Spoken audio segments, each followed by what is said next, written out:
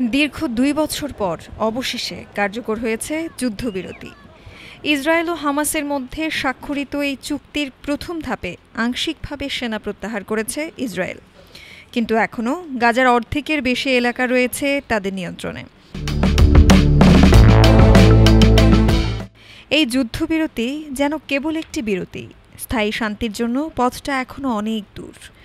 গাজা সিটির পূর্ব অঞ্চল এবং খান ইউনিস থেকে ইসরায়েলি সেনা সরে যাওয়ার খবরে স্বস্তি পেলেও আকাশে এখনও যুদ্ধবিমানের শব্দ শোনা যাচ্ছে। প্রত্যক্ষদর্শীরা জানিয়েছেন, দিনের শুরুতে কিছু এলাকায় হয়েছে বিমান হামলা।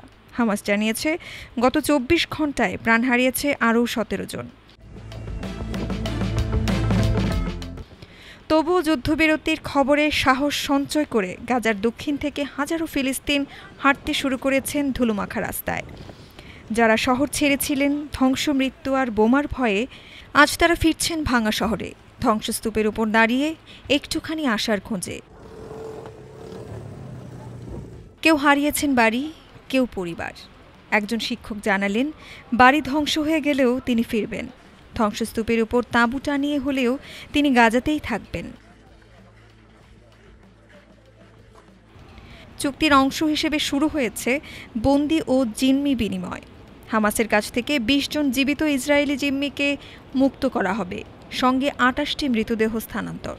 বিনিময়ে ইসরায়েল মুক্তি দেবে ২৫০ ফিলিস্তিনি বন্দীকে এবং আরও প্রায় ১৭০০ আটক নাগরিককে।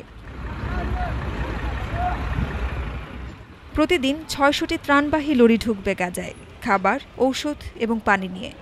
কিন্তু প্রশ্ন থেকে যায়, শান্তি কি আসলেই ফিরছে? হামাস স্পষ্ট করে দিয়েছে, গাজার ভবিষ্যৎ শাসনে তারা কোনো বিদেশি অভিভাবকত্ব মানবে না। অথচ মার্কিন প্রেসিডেন্ট ট্রাম্পের পরিকল্পনায় বোর্ড অব পিসের নেতৃত্বে থাকবেন তিনি, সঙ্গে Tony Blair.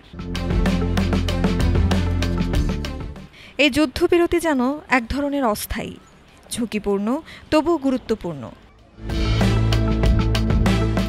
News desk, Dhaka today.